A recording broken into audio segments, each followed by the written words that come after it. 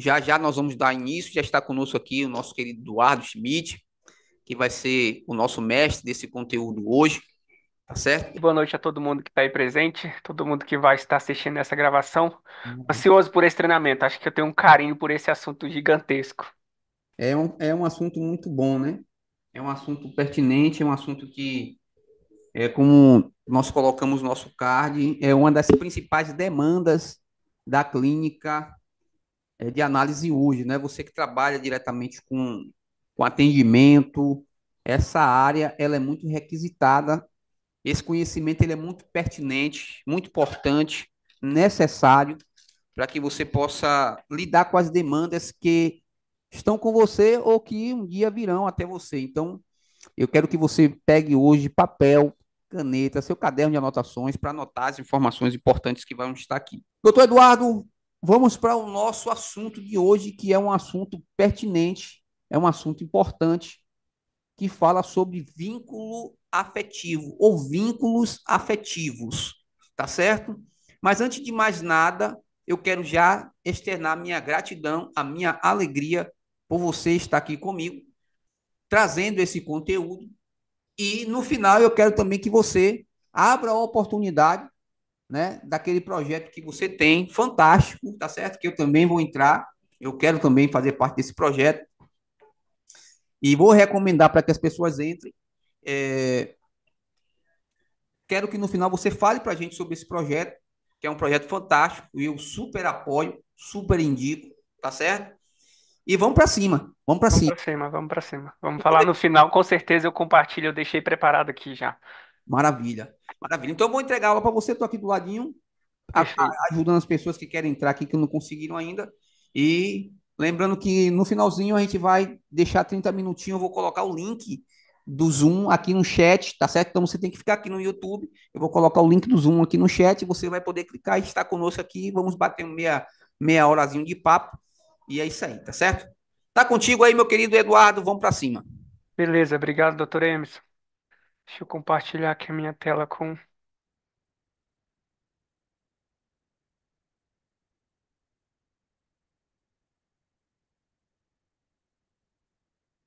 Confirme aí se está aparecendo a tela vínculo afetivo para vocês, por Tá gentileza. aparecendo, ok. Perfeito. Eu vou só trocar, colocar um fone aqui com a qualidade melhor.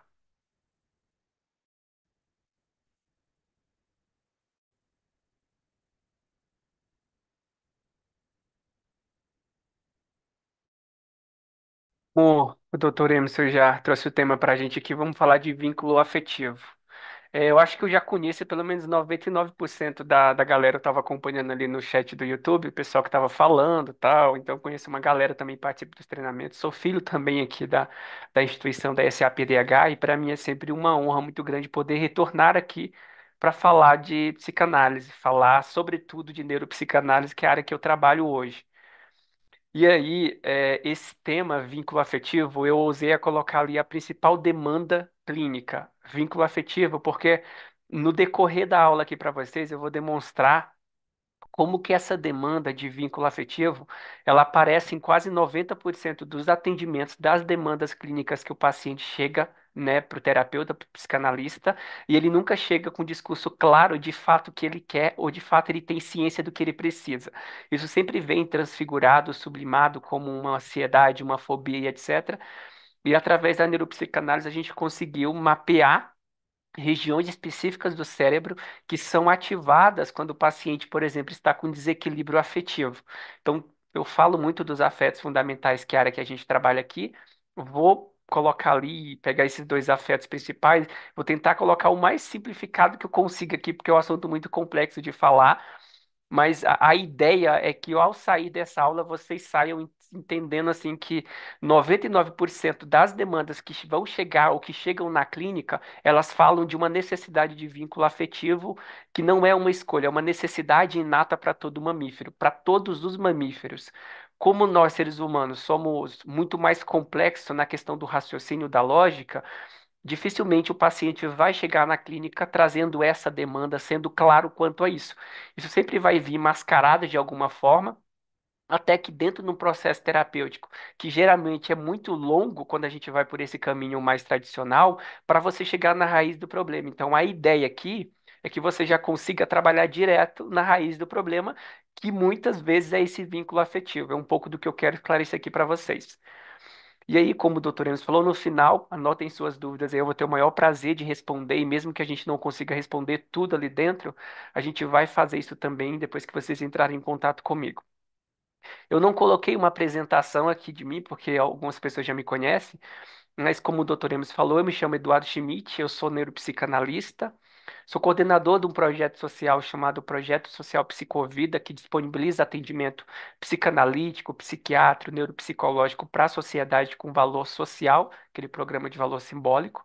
Também sou membro da NPSA, que é a Associação Internacional de Psicanálise, que é coordenada pelo Mark Somos, nosso presidente, que é o tradutor oficial do Freud do inglês, do alemão para o inglês, então o cara conhece bastante sobre as obras do Freud. Inclusive, recentemente eu adquiri esse livro aqui, ó. É um livro que eu recomendo para todos vocês. Um livro muito, muito em conta. Não é um livro caro, em faixa de uns R$ 50. É um livro assim que vocês vão encontrar aqui nesse livro os desenhos e os aforismas que o Freud fez enquanto ele pesquisava invertebrados como lampreia, essas coisas. Então, aqui é o aluno Freud ainda, pesquisando sobre o sistema nervoso, né, de enguias. E esse aqui, por exemplo, é o único desenho que nós temos do cérebro que o Freud fez, se referindo aqui à ideia da área de Broca, né? Então, assim, ele contém cerca de 80 desenhos, 80 rabiscos, aforismas que o Freud fez. O livro se chama Da Neurologia à Psicanálise. Depois eu passo o nome para vocês certinho. E basicamente ele vai trazer esse lado do Freud, neurocientista, neurologista, que a gente não leva muito em conta hoje quando a gente fala de psicanálise. O Freud, em um determinado momento, ele deixou de lado esse tipo de pesquisa aqui, porque ele entendeu que não dava para continuar, dada a realidade que ele vivia naquele momento. Então ele migrou para o trabalho psicológico, mas não se livrou disso aqui, porque futuramente ele veio a trabalhar com isso novamente. Então, Freud tinha uma esperança de que a gente continuasse trabalhando nisso, desenvolvendo esses mecanismos que ele pesquisou, e com isso surge então a neuropsicanálise, que é a área que eu trabalho, que liga a neurociência afetiva com a psicanálise. É um pouco da área que eu trabalho hoje. E a NPSA, a associação que eu sou membro, é uma associação internacional que disponibiliza estudos, pesquisas, artigos científicos e as mais recentes descobertas dentro desse campo neuropsicanalítico. A única limitação é que todo o conteúdo que eles trazem são em inglês. Então, não, para quem não domina o inglês, tem um pouco de dificuldade, mas com as tecnologias hoje também dá para fazer isso. E aí, pessoal, falando um pouquinho disso, então, né, dessa neuropsicanálise que era que eu trabalho, dia 8 eu vou estar lançando esse curso aqui. Não é um curso de formação como o curso que nós temos aqui na SPDH, que é de formação em psicanálise, etc. Esse é um curso de extensão em neuropsicanálise. O que que significa isso? Que para você fazer esse curso, você precisa ser um psicanalista. Você já precisa atuar ou pretender atuar na clínica, porque o que a gente faz aqui é pegar os campos da neurociência afetiva, da neuropsicanálise, por assim dizer, e como que ela se aplica dentro da clínica psicanalítica. Qual que é a diferença, né, da terapia psicanalítica clássica para a terapia neuropsicanalítica? Como que a gente trabalha as demandas do paciente, levando em conta esses 7 afetos fundamentais que ele tem, que são necessidades inatas. Então, assim, é um conteúdo único. Eu estou trazendo tudo isso baseado na NPSA, que é a Associação Internacional, tentando explicar isso de uma forma de mais fácil entendimento para como que você atende um paciente dentro da clínica e como que você direciona esse atendimento baseado em neuropsicanálise. E de maneira alguma isso deixa de lado os conceitos, a forma de trabalhar psicanalítica, mas agrega. Eu sempre respondo quando as pessoas me perguntam qual que é a diferença da clínica psicanalítica para a clínica neuropsicanalítica. Eu respondo que a neuropsicanálise ela aplica uma sofisticação na terapia psicanalítica, uma sofisticação porque ela considera a bioquímica cerebral, ela considera os neurônios, ela considera essas estruturas cerebrais, como considera também o que a psicanálise já traz como inconsciente. Mas a maneira que o indivíduo vai interpretar esse ambiente traumático que ele está vivendo, tem muito a ver com essa bioquímica cerebral. Então, o neuropsicanalista ele entende de psicofarmacologia, que ele tenha uma noção básica de quais estruturas e neurotransmissores nós estamos falando. Também o neuropsicanalista trabalha considerando, por exemplo, que todas as vezes que o paciente chega numa clínica que pode parecer uma depressão, não é somente uma depressão, como pode ser também, às vezes, fazer um exame de tireoide e perceber que esse paciente apresenta uma desregulação na tireoide. Então, a neuropsicanálise ela amplia esse atendimento psicanalítico, considerando todas as instâncias de um indivíduo tão complexo como o ser humano. Então, se você tem, né, interesse em conhecer como se atende o paciente mesmo na clínica, porque nesse curso eu vou compartilhar casos de pacientes que eu atendi, elementos de repetição que eu encontrei. Por exemplo, tem o caso do paciente que a gente vai trazer que tinha uma dependência, um vício em pornografia, e como que a gente conseguiu trabalhar esse vício de pornografia desse paciente em 12 sessões, considerando ali que ele estava trazendo uma demanda já muito específica. Então, se isso é um assunto que te interessa, eu deixei aqui o WhatsApp para você saber mais. A gente vai ter uma aula gratuita, tá? Dia 8 do 6, a gente vai ter uma aula gratuita de introdução a esse curso. Então, se você quer conhecer como vai funcionar, questões de valores, etc., recomendo você entrar em contato para saber mais informações, tá bom? Mas eu posso garantir, gente, isso é um conteúdo único, assim, a forma que eu vou trazer isso, porque eu conheci muitas pós, né, em algumas faculdades, alguns colegas meus fazem, e mesmo essas pós, elas não trazem a prática de como que você exerce isso. A gente estuda a neuropsicanálise, a neurociência, mas como que se aplica isso? Como que se direciona isso para um atendimento depressivo? Como que se aplica isso num paciente que está apresentando tentativa de suicídio? Então é mais ou menos nesse sentido que a gente vai trazer. Eu trago uma garantia que é um conteúdo excelente, vale a experimentação, pelo menos, tá bom? Mas aí vamos lá então para o nosso tema, que é o tema do vínculo afetivo. Coloquei um índice aqui só para pontuar vocês onde que a gente vai passar. Primeiro a gente vai fazer uma breve introdução, né, sobre a questão do vínculo ali, por que o vínculo, falar sobre o que que se constitui o vínculo quando a gente fala da neuropsicanálise, esses 7 afetos fundamentais que eu sempre trago da neurociência afetiva para cunhar junto com a neuropsicanálise, retornar neles para entender em quais desses afetos a gente está falando quando a gente fala de vínculo. Falar também sobre a necessidade de ser amado e a necessidade de cuidar, que são os dois afetos primordiais que aparecem na clínica psicanalítica. A transição dessa ideia cultural do amor incondicional para esse amor condicional, que eu tenho que criar condições para ser amado, que não basta mais eu ser só um bebê, que não basta mais eu só esperar receber amor e cuidado. Eu preciso criar condições para receber esse amor e o cuidado. Então faz essa transição do amor incondicional para o amor condicional. Também falar ali que o elemento que leva a essa possibilidade de ativar isso seria a empatia e a identificação. E onde que eu consigo ativar essa empatia e identificação? Às vezes, numa técnica que a gente vai chamar de autorrevelação terapêutica, que é quando pontualmente o terapeuta traz para o seu analisando pequenos elementos da sua própria história em equilíbrio, para que ele identifique nesse terapeuta uma humanidade, uma vulnerabilidade. E quando eu trago vulnerabilidade minha como terapeuta para análise, claro que isso equilibradamente, eu humanizo esse atendimento e eu possibilito acender uma chama de esperança nesse paciente para ele transitar, às vezes, de uma depressão, de um fundo de poço que ele está se sentindo, para uma solução viável a partir desse processo terapêutico. E ali ativando, como que a gente faz, então, para dentro do processo terapêutico psicanalítico, ativar essa necessidade de cuidar, que vai constituir a formação desses vínculos, que eu falei que é a maior demanda da clínica. É um pouco do percurso que a gente vai fazer aqui. E aí eu vou falar, né, a partir disso, sobre o que que é o vínculo, então, né? Por que que eu escolhi esse tema vínculo e por que que eu falo que o vínculo é a maior demanda da clínica? Porque o vínculo, assim, em todos os atendimentos que eu já fiz, em todas as pesquisas, os artigos que eu leio, os colegas que eu consigo dividir alguns assuntos, o vínculo, ele é, sem sombra de dúvida, uma das maiores causas que levam as pessoas ao adoecimento mental, estejam essas pessoas dentro de uma sociedade, dentro de um grupo religioso, dentro de um grupo, algum, sei lá, de trabalho profissional, etc. Mas o vínculo, essa necessidade inata que nós temos de vínculo, é o que vai fazer essa pessoa sofrer, mas atender, olhar para esse vínculo, reconhecer que essa necessidade está lá, é uma das únicas saídas mais possíveis e razoáveis para tirar esse indivíduo do sofrimento. Deixa eu dar um exemplo muito claro para vocês aqui. Eu tive um paciente trabalhando com ele em neuropsicanálise que ele chegou e ele tinha um vício gigantesco, assim, né, uma dependência de álcool, dependência de drogas.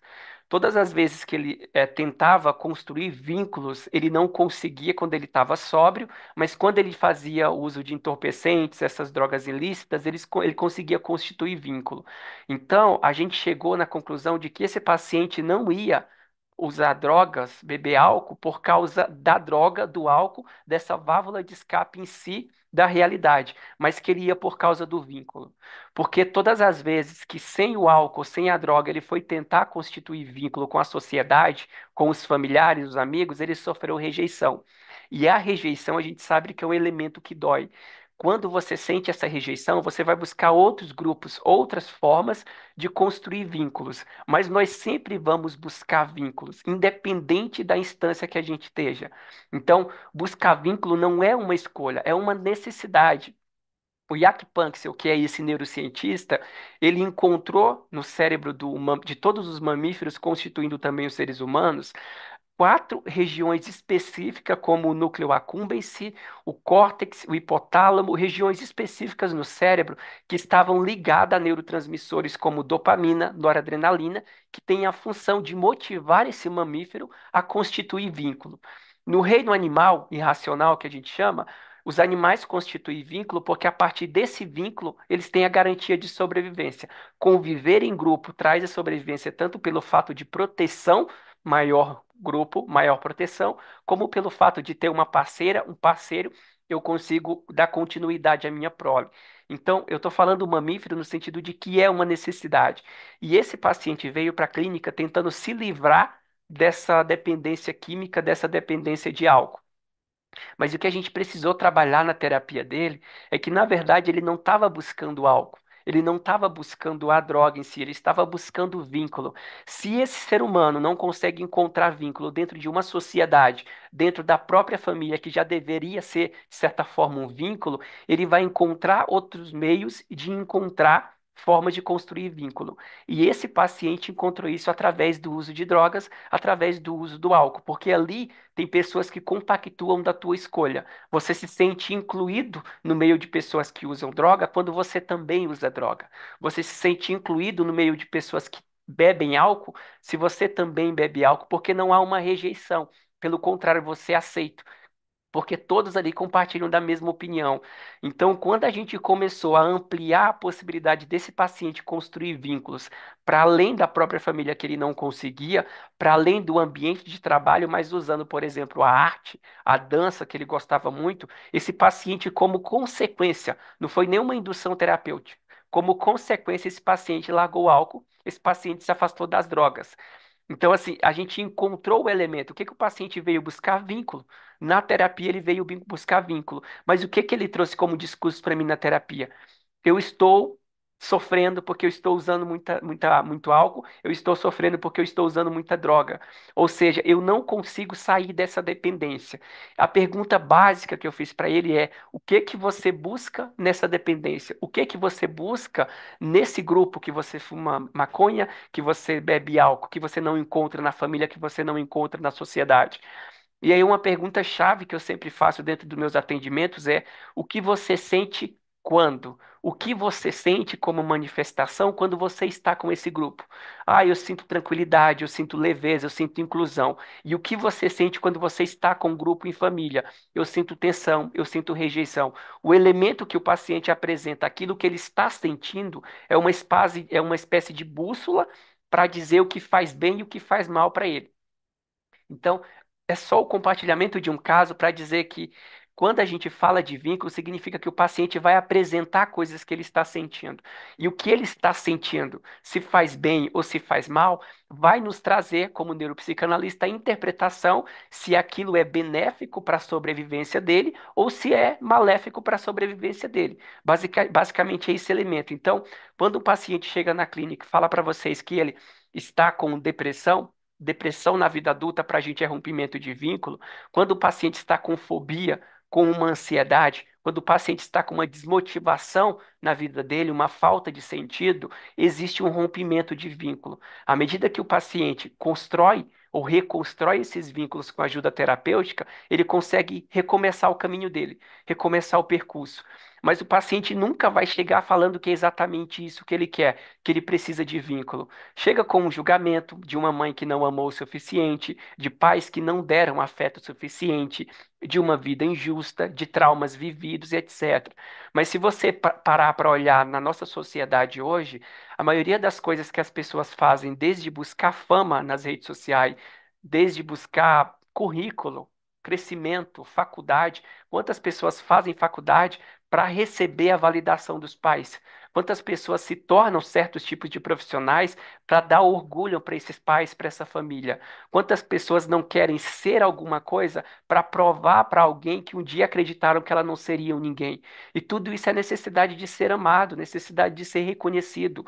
Isso não é ego, isso não tem a ver com ego, isso tem uma necessidade inata.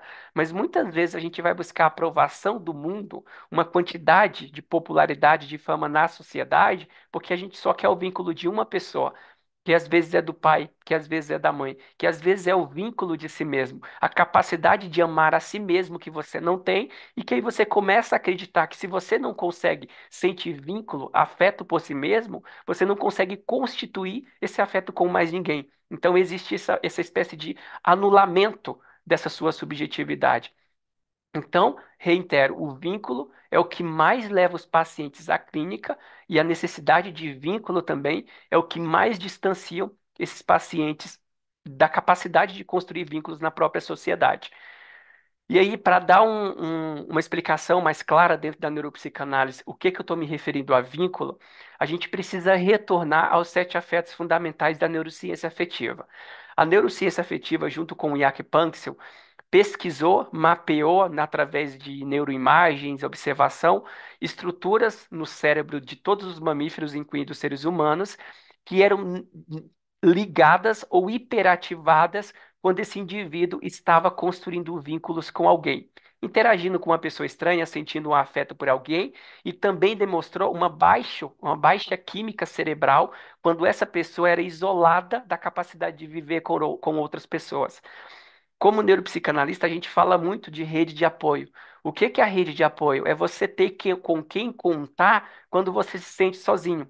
Ter com quem você pode falar sua fragilidade. Você pode confessar o que você está sentindo. Então, dentro desses sete afetos fundamentais que o Jack Panksepp encontrou, mapeou e comprovou em todos os mamíferos, existe a necessidade de buscar, a necessidade de ser amado, a necessidade de fugir, a necessidade de brigar, gozar, cuidar e dominar. São sete necessidades que nós temos. A nossa existência no mundo, as nossas relações, os indivíduos que nós somos, constitui-se para suprir essas sete necessidades. A gente precisa, não é uma escolha, a gente tem que suprir essas sete necessidades. Quando você fala, por exemplo, de uma depressão, você está falando diretamente dessa necessidade de ser amado. A pessoa que não consegue se sentir amado, validado por alguém. Porque como se sente forte alguém que sabe que é amado? Agora, quando você traz uma experiência de rejeição da sua família, dos laços familiares dessa primeira e segunda infância, isso impacta significativamente na sua autoestima e, consequentemente, naquilo que você vai fazer em relação ao mundo. Então, quando a gente fala dessas sete necessidades, significa que todas as vezes que um paciente chega na clínica, existe pelo menos uma dessas necessidades dele que está em desvio. Existe pelo menos uma dessas necessidades que ele não está suprindo. Pela necessidade de buscar, por exemplo. Se você tem uma necessidade de buscar, significa que você tem que estar o tempo todo buscando novidades, se conectando com novos conhecimentos, essa nova aula, novas pessoas. Quando você está, por exemplo, dentro de um grupo, às vezes um grupo religioso, às vezes um casamento, um relacionamento, você se sente fechado, você se sente recuado, você se sente limitado, privado pela essa necessidade de buscar por causa de uma cidade. A cidade te priva de buscar novos ares, o país te priva, a tua possibilidade financeira te priva. E quanto mais você se sente privado, limitado, mais você sofre e adoece. Isso a gente chama necessidade de buscar. Necessidade de cuidar. Todos nós temos uma necessidade inata de cuidar. Você pode olhar para a sociedade. Quantas profissões existem na sociedade de necessidade de cuidar? Pessoas que cuidam de pessoas, pessoas que cuidam de animais, pessoas que cuidam da floresta, do ambiente. Então, cuidar é uma necessidade. Isso é inato, isso está lá. Se a gente for, de fato, olhar agora para o vínculo, porque o que que eu estou falando como vínculo que vai impactar o sofrimento, o adoecimento do paciente dentro da clínica? Eu estaria falando da necessidade de ser amado e da necessidade de cuidar. Essas duas necessidades em desvio, essas duas necessidades sem ser suprida, elas levam ao que a gente chama de depressão, elas levam ao adoecimento mental, a uma possível idealização suicida e, consequentemente, as duas demandas que mais aparecem na clínica. É as demandas que mais aparecem para processo terapêutico. Mas o paciente nunca chegará para vocês dizendo: eu preciso me sentir amado pela minha família, eu não me senti validado pelos meus pais, ou eu não me sinto cuidado, eu não tenho quem cuide de mim, eu não consigo cuidar de ninguém, eu me sinto inútil quando eu vou cuidar de alguém. O paciente nunca traz isso claro. Ele sempre traz isso como uma ansiedade. Eu estou sofrendo de ansiedade. O que que é ansiedade? É o medo da perda, o medo de perder o rompimento de um vínculo. Eu estou sentindo uma perda de sentido da vida. Eu estou sem uma desmotivação. Qual é essa necessidade de motivação? Cuidado, eu preciso ter utilidade para eu cuidar de alguém. Então, essas duas necessidades surgem na clínica 90% das vezes manifestada com outras falas. O paciente traz outros discursos para pedir ajuda para ser amado e para pedir ajuda para ser cuidado. Ele nunca faz isso literalmente. Talvez porque a nossa sociedade também não dê espaço, não dê campo para você falar que você precisa ser cuidado, que você precisa de amor. Como se amar, ter vínculo com alguém, constituísse uma certa ideia de fragilidade nesses tempos atuais que a gente está vivendo. Mas a neurociência está batendo forte nisso, dizendo que não. Conviver com pessoas, estar conectado com pessoas é uma necessidade. Isso não é uma escolha.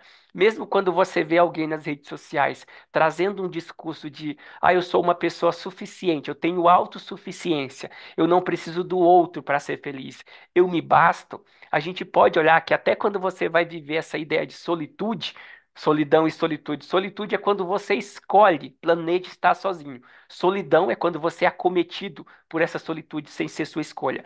Mas mesmo para viver a solidão, mesmo para viver essa ideia de solitude, o momento que você escolhe estar sozinho e aprende a gostar disso, existem vários elementos que constituem essa realidade, como essa luz, esse computador, essa tecnologia, a música, um vinho que eu tomo, tudo isso é constituído por outros seres humanos. Esses outros seres humanos constroem um ambiente que possibilita eu viver essa fantasia de solitude, essa ideia de que sozinho eu me basto. Mas mesmo o cara que traz um alimento para você, o que você compra pela internet, é produzido por outras pessoas. Então, se conectar com pessoas, seja diretamente ou através do trabalho das outras pessoas, é uma necessidade. E à medida que a gente negligencia isso, à medida que a gente não leva isso a sério, a gente tem um sofrimento, a gente tem uma patologia que vai impactar no adoecimento mental. Então, aqui eu estou falando especificamente dessas duas necessidades: necessidade de cuidar e a necessidade de ser amado. E aí vamos pensar então, né, na questão do amor ali, da necessidade de cuidar e da necessidade de ser amado. Como que a gente percebe isso no reino dos mamíferos seres humanos? Nós temos, né, na primeira infância ali, por exemplo, um bebê que ele tem uma necessidade de ser cuidado. O bebê ele tem essa necessidade. Ele nasce sem nenhuma possibilidade de sobreviver sozinho. Ele precisa de alguém que cuide dele. Ele precisa de alguém que traga alimento, que dê afeto, que faça a higiene dele. E do outro lado desse bebê, nós temos uma mãe que tem uma necessidade de cuidar, uma mãe que tem uma necessidade de amar. E como que se constitui, falando de neurotransmissores, essa necessidade que a mãe tem de amar esse bebê? Quando a mulher vai se preparando para dar luz, entra naquele processo que a gente fala de parto, ela recebe uma grande quantidade de ocitocina. Essa ocitocina, também conhecida como o hormônio do amor, tende a garantir que mentalmente essa mãe vai constituir esse vínculo com esse bebê. Quando essa ocitocina ela é disparada em grande quantidade no cérebro dessa mãe, essa mãe condiciona esse amor, ela constrói esse vínculo neurocientificamente comprovado com esse bebê, com essa prole, e ela vai cuidar desse filho, né, até então a maioridade. Essa ocitocina tá ali para garantir que sim, essa mãe vai cuidar desse bebê. E quando acontece, por exemplo, o caso de uma mãe que vem, sei lá, tirar a vida do próprio filho, etc. Aí a gente está falando de uma desregulação, a gente está falando de uma patologia, de alguma lesão nessas propriedades cerebrais que são responsáveis por esse papel. Mas até então, nesse campo de normalidade, acontece isso com a mãe. Ela tem uma grande quantidade de ocitocina, essa ocitocina constrói esse elo, esse vínculo dela com esse filho, com esse bebê, e esse filho do outro lado já sedento para receber cuidado. Então, a mãe supre a necessidade de cuidar e o bebê que tem necessidade supre essa necessidade de ser cuidado, de ser amado. Então, nós temos dois personagens que têm essa necessidade muito nítida. Por isso que essas necessidades casam. Agora você imagina um paciente que está nesse lugar de receber cuidado, se encontra nesse papel de fragilidade e não consegue pedir por esse cuidado, não consegue verbalizar. Ao contrário do bebê, que essa ocitocina fazia esse papel da mãe estar o tempo todo levando essa comida, esse alimento, esse afeto, esse bebê agora tem condições de pedir, mas como adulto ele não pede isso. Então, a gente tem dois cenários: a mãe que sabe cuidar, que quer cuidar, que tem necessidade de cuidar, impelida a cuidar, e o bebê que precisa de cuidado, que necessita de cuidado para sobreviver e etc. Essas duas relações acontecendo no mesmo momento vai constituir o que a gente chama de campo de vínculo. Campo de vínculo é onde se nasce, por exemplo, a satisfação dessas necessidades, essas duas necessidades afetivas. Um que cuida e o outro que recebe cuidado. Um que quer ser amado e o outro que ama. Nesse campo, então, você recebe a atividade, né? Se expressa esses dois campos aí que a gente estava falando anteriormente: necessidade de cuidar e necessidade de vínculo. E aí a gente vai transitar então desses dois indivíduos, a mãe que quer cuidar e esse bebê que tem necessidade de ser cuidado, para a ideia do amor incondicional. A ideia do amor incondicional, a gente fala que é um construto social, porque isso é construído socialmente. Porque assim, a mãe, ela tá ali, né, desempenhada por essa bioquímica cerebral a cuidar desse bebê. Ela vai cuidar dele independente do que esse bebê faça, independente de como esse bebê se comporte. Do outro lado, existe um bebê que ainda não tem capacidade de criar memórias afetivas, memórias episódicas. Ele apenas é. Ou seja, o bebê, se tem necessidade de fazer cocô, ele simplesmente faz cocô. Se o bebê tem necessidade de chorar, ele simplesmente chora. Se ele sente fome, ele simplesmente pede por alimento. Esse é o comportamento do bebê, mais instintivo mesmo. Então, todas as vezes que o bebê quer uma coisa, ele simplesmente pede. Essa mãe desencadeada por essa ocitocina sempre vai suprir a necessidade desse bebê. E aí a gente falaria assim, no mundo real: não é possível que uma mãe trabalhe 8 horas por dia, chegue em casa e ainda arrume tempo para cuidar do filho. Na cabeça do filho, isso é naturalmente normal e possível. Tanto é que a mãe faz. A mãe trabalha 8 horas, chega em casa, amamenta, dá alimento, come, dá banho, faz higiene desse bebê, coloca esse bebê para dormir. Então, a ideia desse amor incondicional, ele só acontece na cabeça do bebê porque o bebê não tem capacidade de pensar assim: eu tenho que ser uma criança melhor para eu ser amado pela minha mãe. Eu tenho que parar de fazer as minhas necessidades na hora que não são viáveis. Eu não posso chorar 3, 4 vezes no meio da noite porque a minha mãe vai estar cansada. Como o bebê não tem essa capacidade de pensar isso, não tem a capacidade de elaborar, concluir isso, porque ele ainda não tem córtex desenvolvido, esse bebê vivencia essa experiência do amor incondicional. Mas ele é incondicional de um lado para o outro. Para o bebê é incondicional. Para a mãe se torna incondicional porque ela não tem escolha. Ela não tem escolha de cobrar para esse bebê que ele se adeque de determinada maneira, que ele se comporte de determinada forma para receber esse vínculo, esse cuidado. Então, nesse campo, sim, o amor é incondicional, porque o bebê não tem sequer consciência e sequer teria condições de construir uma condição para ser amado, de construir uma condição para receber carinho. Esse mesmo amor incondicional, ele acontece também no reino de alguns pássaros e dos outros mamíferos. Por exemplo, de um lado temos ali um filhote de passarinho que ele é impelido a pedir por cuidado, porque ele nasce com essa necessidade afetiva, então ele grita, faz grunhidos. A mãe, banhada por essa ocitocina, leva, vai buscar esse alimento, traz esse alimento para o filhote. O filhote chora, ela vai de novo, traz esse alimento. Ela cuida desse filhote até o que a gente chama de uma maioridade, o momento que esse filhote já está pronto para ir para o mundo e construir o próprio percurso dele. E olha que coisa engraçada, porque quando a gente fala, né, de uma frase que as mães dizem muito assim: a gente não cria filho para nós, a gente cria filho para o mundo. Que o filho, quando, né, vai atingir a maioridade, ele vai criar a vida dele. Mas isso não é bem verdade, porque dentro desse amor incondicional, dificilmente o reino humano cria o filho para o mundo. A gente cria o filho para nós mesmos, para que a gente sempre tenha essa ideia de vínculo com ele, para que quando a gente não puder cuidar de nós mesmos, talvez ele possa cuidar de nós. Então, no reino animal, essa ideia de que a gente cria filho para o mundo funciona bem. Atingiu a maioridade, a mãe impele o filhote a ir aprender a voar, a ir buscar alimento sozinho, a sair da família. No reino humano, até que isso é ilógico, não. A gente cria vínculos e mesmo que essa ocitocina já não esteja tão ativa como no momento do parto, essa mãe vai continuar ligada por um elo de vínculo com esse filho até o último de vida de um deles. Isso continua, isso se reverbera.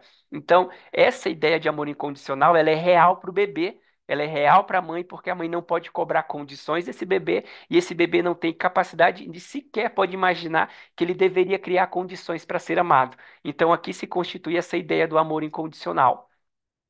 Mas e a gente vai falar agora da vida adulta, dessa demanda que o paciente chega na clínica, que é o momento que você começa a vivenciar essa transição da ideia do amor incondicional para a ideia do amor condicional.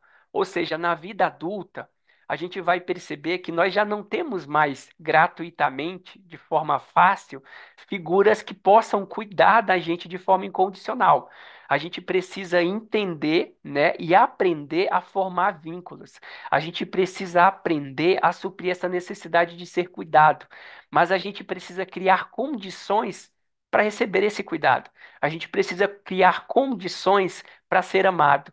E é aqui que começa a confusão, porque o paciente, geralmente, ele sai de um vínculo familiar em que ele não foi validado, é, é, sei lá, amorosamente, validado afetivamente o suficiente como ele gostaria, e ele vai para o mundo acreditando que ele precisa se tornar alguém, que ele precisa conquistar determinada coisa, que ele precisa ser determinada pessoa para conseguir receber o amor, o afeto daqueles pais.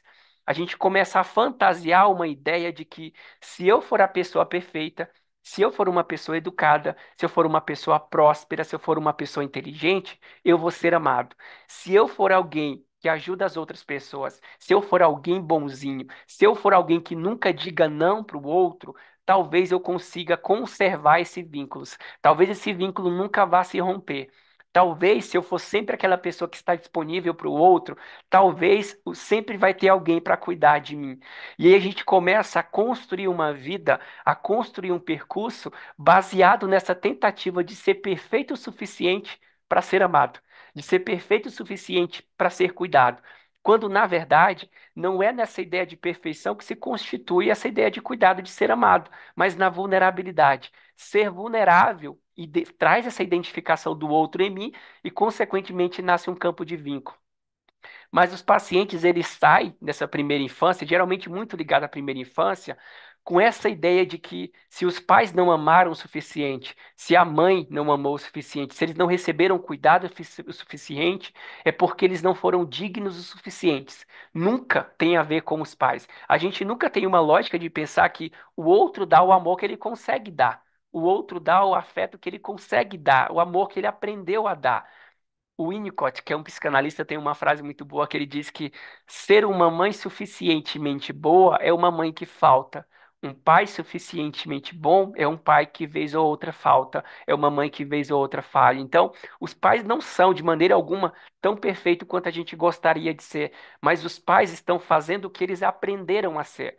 Mas quando a gente encontra uma justificativa de que os pais só não me amaram porque eu não fui bom o suficiente, a gente vai para o mundo, vai construir toda uma vida para tentar se provar bom o suficiente para ser amado.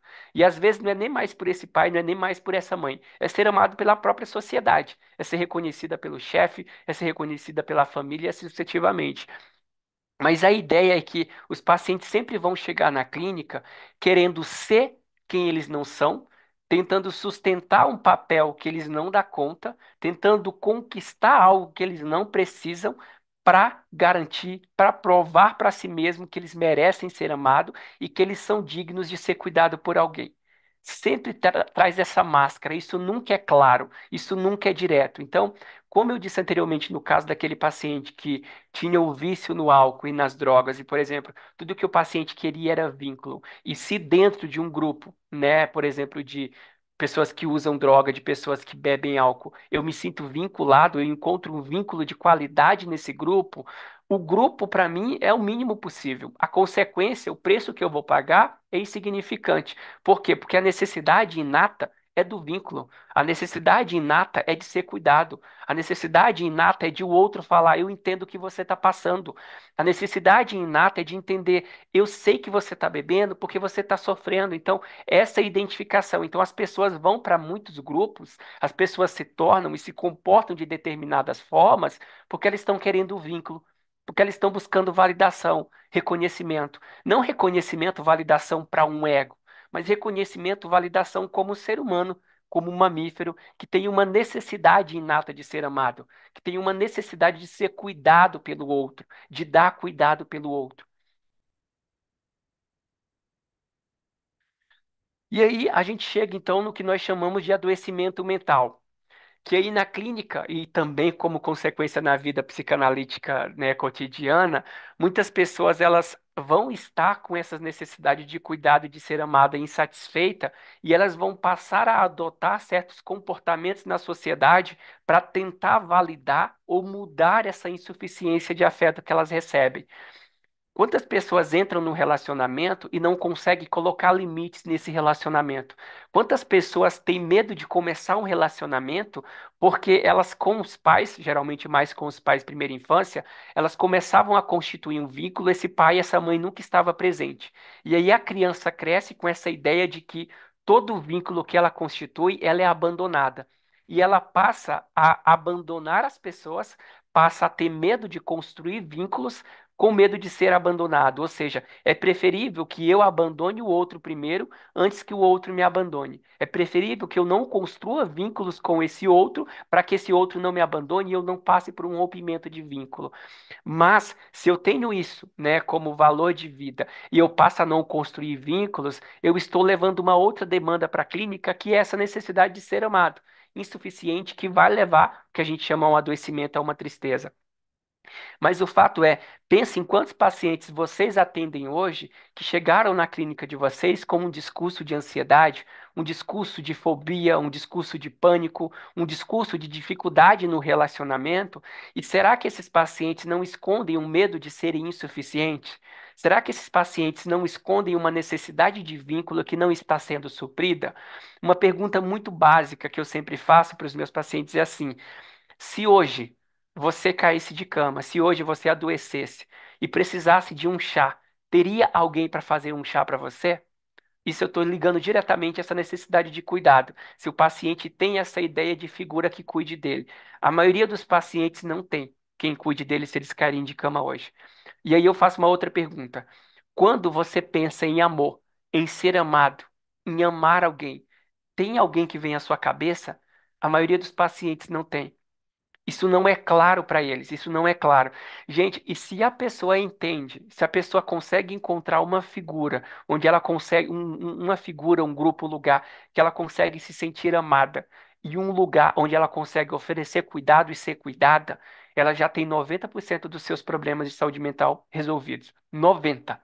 Eu estou te garantindo 90% resolvido. Porque são duas necessidades que levam muito ao adoecimento patológico.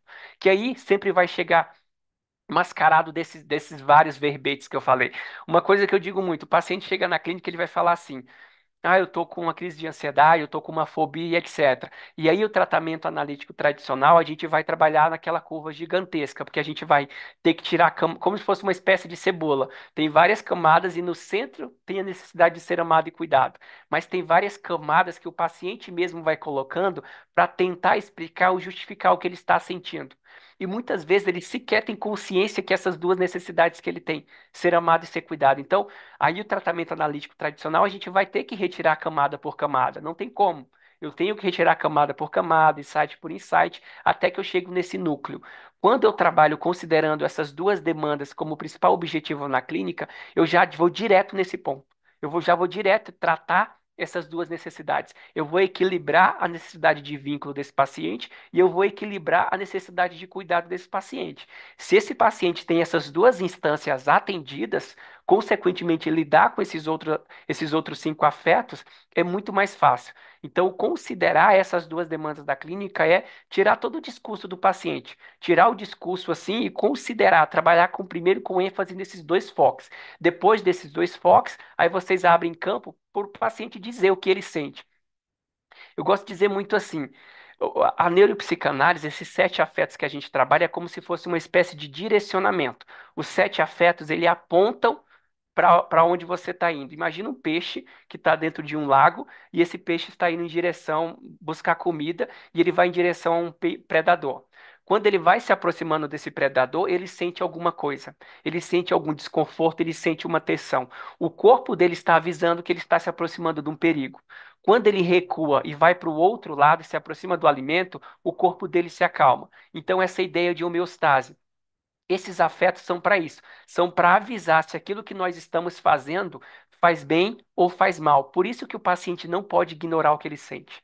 O que o paciente sente traz a tradução para nós, para o neuropsicanalista, se aquilo faz bem ou se aquilo faz mal. O que o paciente pensa quando ele sente algo traz o simbolismo do que aquilo significa para o paciente. Por exemplo, eu estou num grupo de família. Quando eu vou para casa da minha família, eu sinto tensão, eu sinto angústia, eu sinto ansiedade. Estar entre esse grupo de família não é benéfico para essa pessoa. Pelo menos nesse momento não é. Quando essa pessoa se distancia, ela se acalma. Então, entender, por mais que a família seja um construto social, que dependendo do momento para o paciente essa família vai fazer mal, é entender o que que você sente quando você está com determinada pessoa. Eu me sinto bem, me sinto tranquilo, ou eu me sinto mal, me sinto angustiado, tá? E o que que você pensa quando você se sente angustiado? Então, o que você sente quando determinada coisa acontece e o que você pensa quando você sente determinada coisa. É o que o paciente sente e o que o paciente pensa, que é o manual que o neuropsicanalista trabalha dentro da clínica psicanalítica.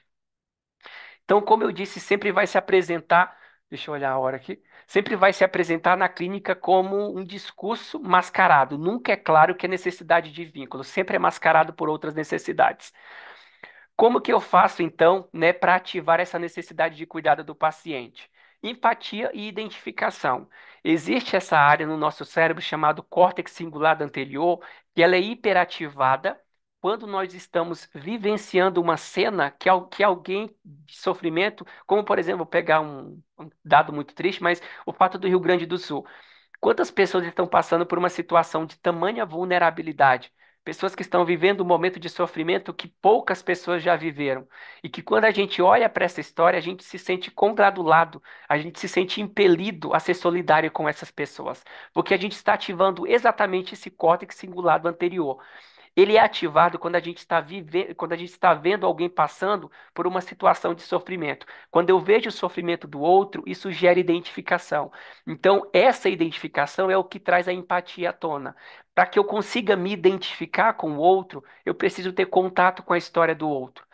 Músicas. Quantas pessoas escrevem músicas, filmes, séries e a gente se emociona com aquela série, a gente se emociona com aquele vídeo, a gente se emociona com aquele filme, porque aquilo gera uma identificação, uma dor que existe no outro, que está sendo interpretada por aquele autor, que também existe em mim.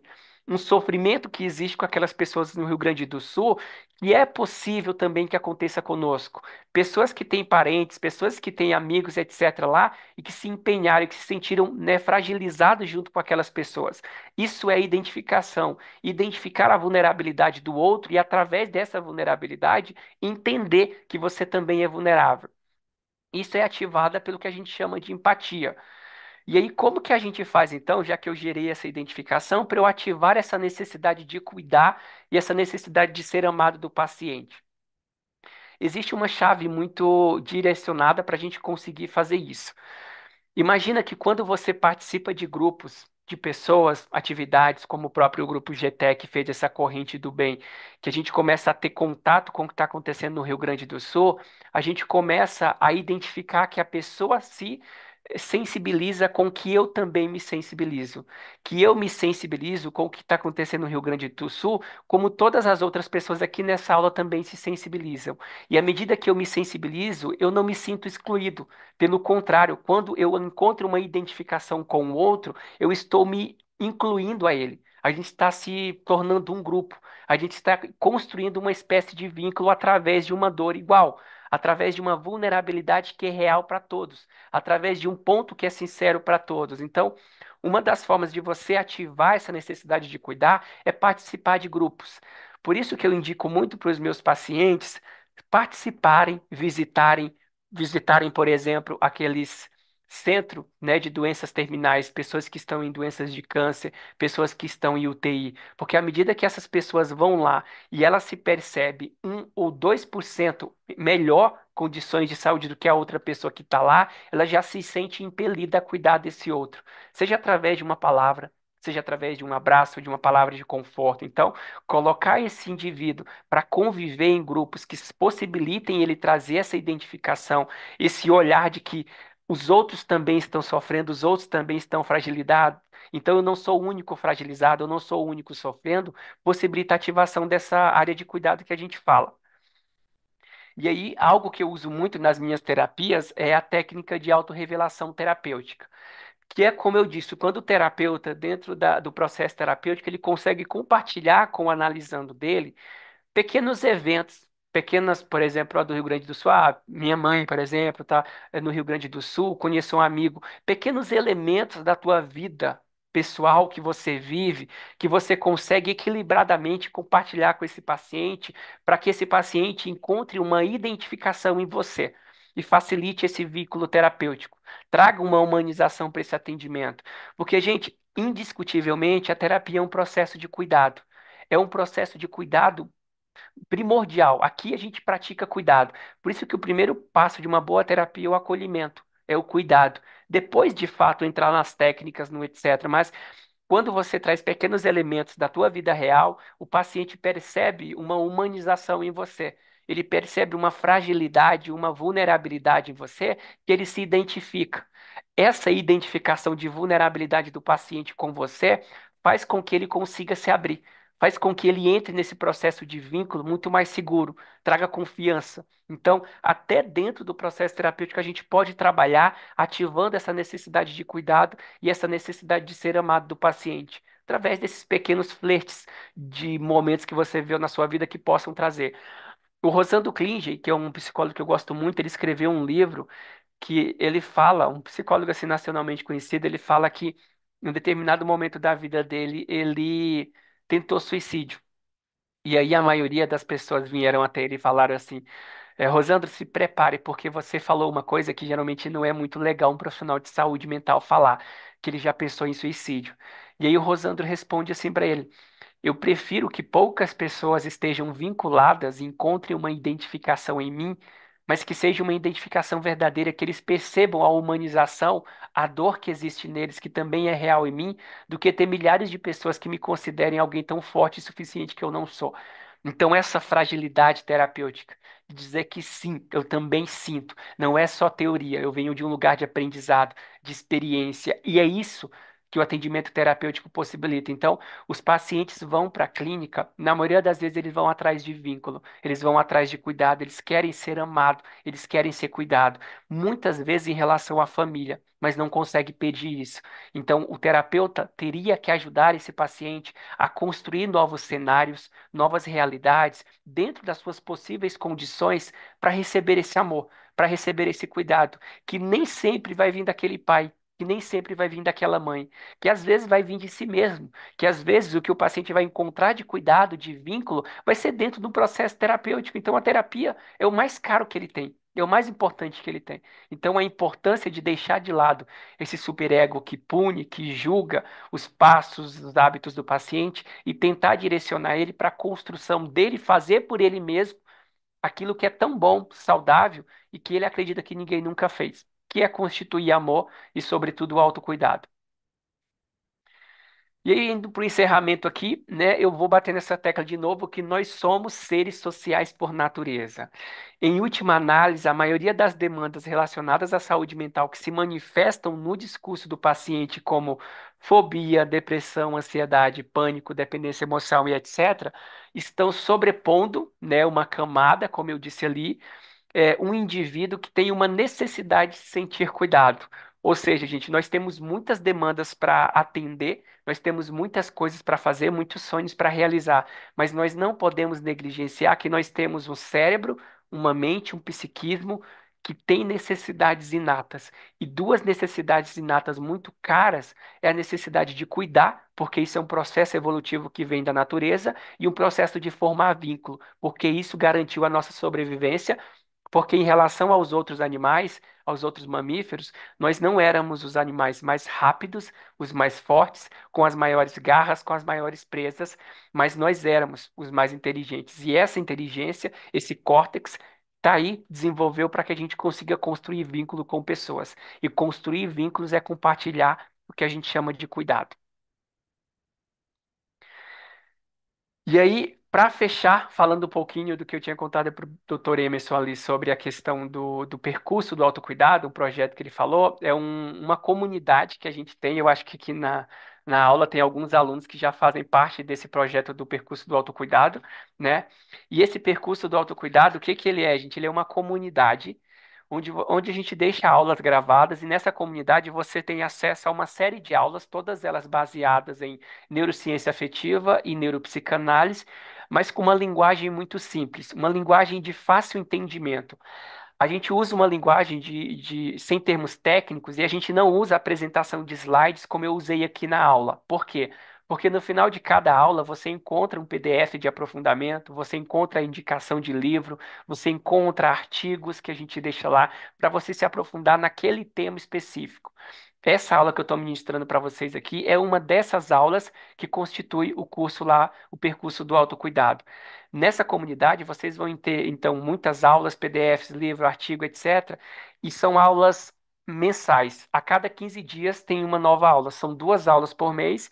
E essas aulas a gente vem com o objetivo de educar o paciente para que ele comece a praticar o autocuidado e, sobretudo, capacitar profissionais como vocês, psicanalistas, terapeutas, pastores de igrejas, líderes religiosos, capelão, para que vocês tenham a habilidade de abordar, por exemplo, um adolescente, um paciente que chega com uma demanda de trauma, que chega com uma demanda de abuso. Então, a nossa linguagem ela é simples, a gente não usa termo técnico para que a gente tenha essa capacidade de facilitar o entendimento de todo mundo. Então, você profissional pode fazer parte dessa comunidade assim como o seu próprio paciente, você pode indicar para ele assistir essa aula. Eu faço muito isso. Eu mando os pacientes para o percurso, eles assistem uma aula e na semana seguinte a gente trabalha a terapia em cima dessa aula específica que a gente tratou. Isso tem feito o processo terapêutico evoluir significativamente. O preço dessa comunidade é R$ 19,90 e eu tinha falado para o Dr. Emerson que para todo mundo que quiser assinar aí nas próximas 48 horas do percurso, a gente vai estar deixando o valor da assinatura de R$ 9,99. Com todo esse material aí, e a gente já está com 3 módulos, cada módulo contendo 7 aulas. E assim vocês podem assistir a hora que quiser, baixar o aplicativo no celular, tem suporte 24 horas e campos para dúvidas, tá bom? Acho que é isso, acho que eu falei demais, né, doutor Nemes?